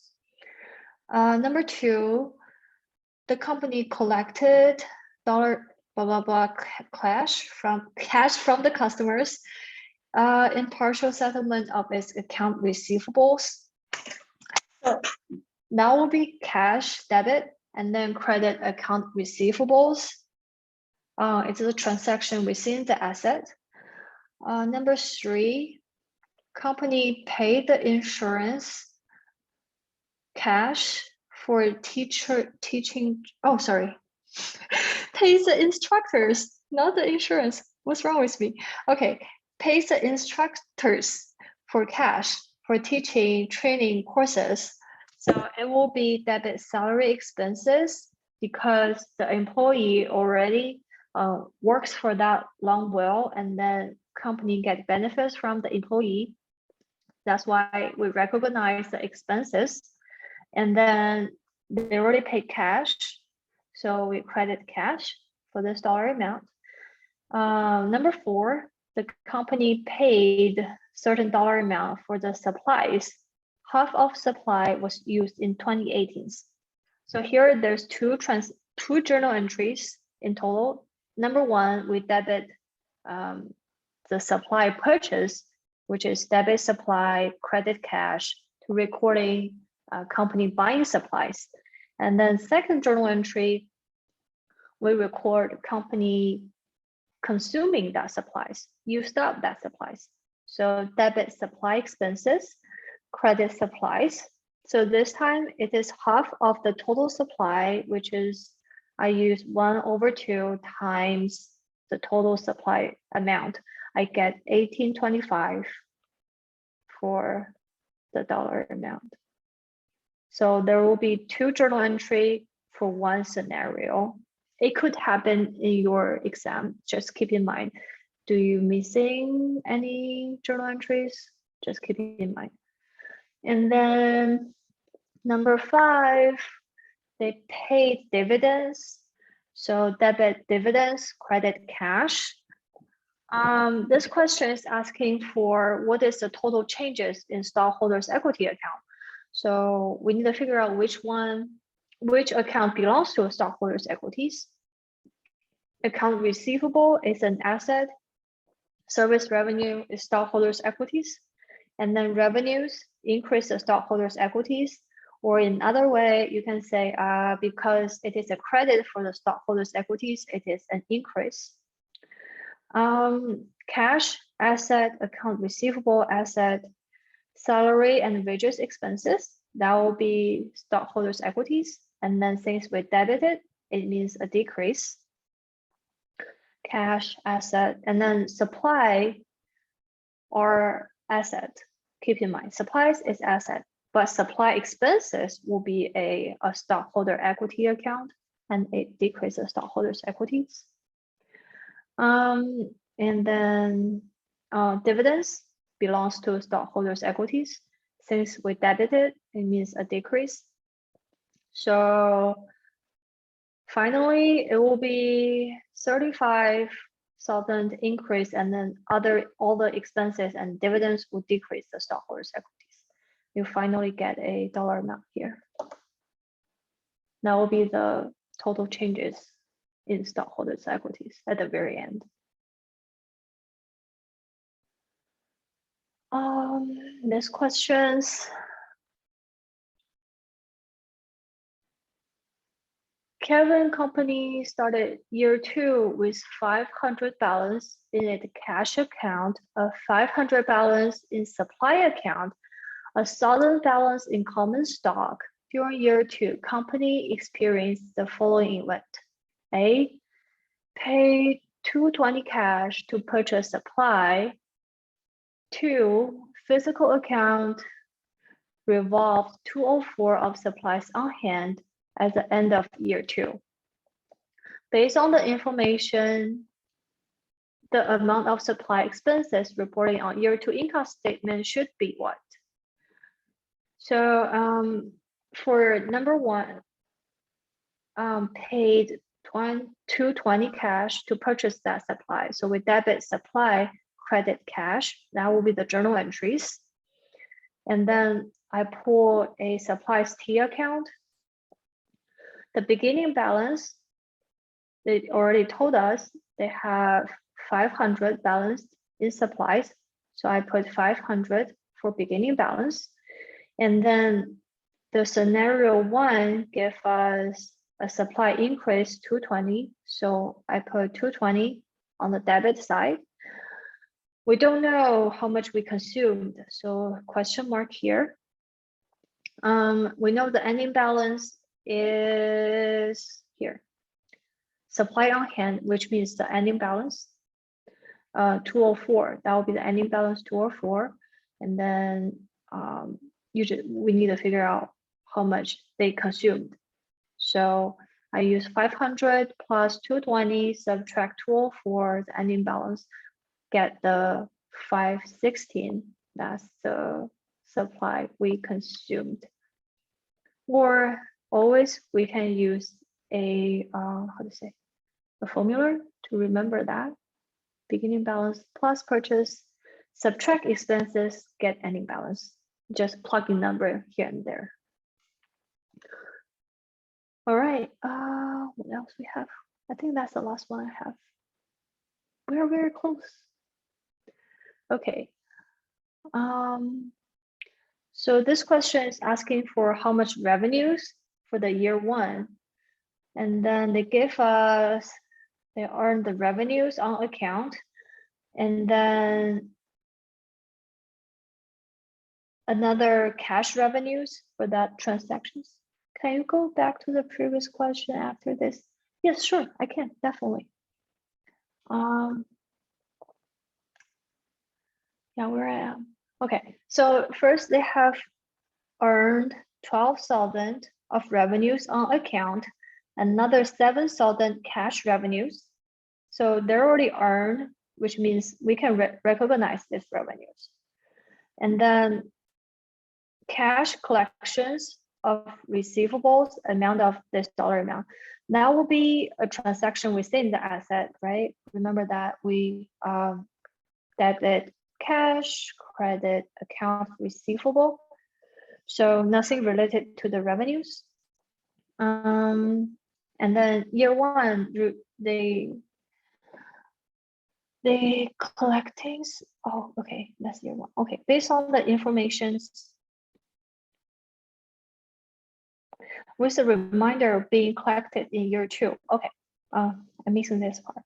So they're gonna collecting another account receivable later on, but still the journal entry will be debit cash, credit AR. I don't even care about how much they're gonna collect it. But since they're asking for revenues, they're not related. So just cross them out. You figure out the revenues could only be here and here, these two. Add them together, you'll get the final answers. So just cross out unnecessary informations and then we're good. Okay. All right.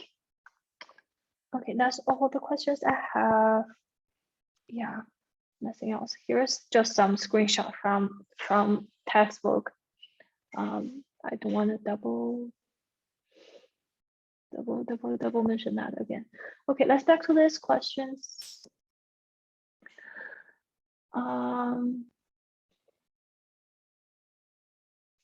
Okay, so let's go over it once again. They have a beginning balance of 500. So that's why I put a beginning balance 500 under supplies. And then, you know, the balance of cash kind of like unnecessary, unuseful informations. They just want to trick you. So cross it out. Balance in stockholders' equities, doesn't matter, cross it out. Number one, they paid cash to purchase supply. So it is a very important information for us. So I debit supplies, credit cash, recording your journal entries. And then you, based on this journal entry, you can put a number, a debit dollar amount in the T account for supply. And then we know physical account will lead 204 of supply on hand at the end of year two.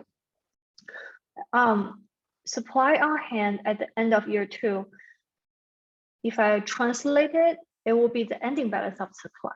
So keep in mind, if you see that kind of explanations, expressions in your exam, that probably means the ending balance. So that would be 204. And then they're asking for what is the supply expenses, which means the supply they consumed during that year. So when they're recording supply expense, the journal entry would be, oh, I already read it here. Debit supply expenses, credit supply. So that's why I put a question mark on the credit side for supply. And then we don't know it yet, right? That's the only thing we don't know. We know beginning, we know purchase, we know ending balance. We just need to figure out this part. And then you know T account is, which means you add up all the debit, subtract all the debit, you can get the ending balance on the debit side. That's how it works. So that's why I try to calculate the number like this. Or if you feel like T account is confused, you still can use the formula like beginning balance, which is 500 plus purchase. We purchase 220 plus 220. Subtract expenses. We don't know, so we subtract expenses, and then we get an ending balance. They give us ending balance 204, and then you're just doing the math. Expense would equals 500 subtract 2 zeros, then plus, no, hold on, plus 2 subtract 204, right? That's like a math thing. And then finally, you will get the supply is 516. All right. Well, okay. Well, you'll be running a review for third exam because I really like to attend. Oh, thank you so much, Christine. Yeah, I will run for the third exam review. Thank you for supporting me. And then our tutoring team are super good. I can say they're all kind of better than me because my English is pretty bad. So they can explain it in an easy, clearly than me. So if you guys have any questions for your homework, for your quiz, feel free to reach out them. And for me as well, we're very happy to see you guys. And then, yeah, that's all I can go over for today. Any questions? I'd love to answer. And then don't forget, everyone, I'll upload all the materials on that Google Drive. Feel free to save that link. And then thanks again for joining. And then hopefully I can see you guys next time. And then if you don't have any questions, feel free to log off. If you have some questions still here,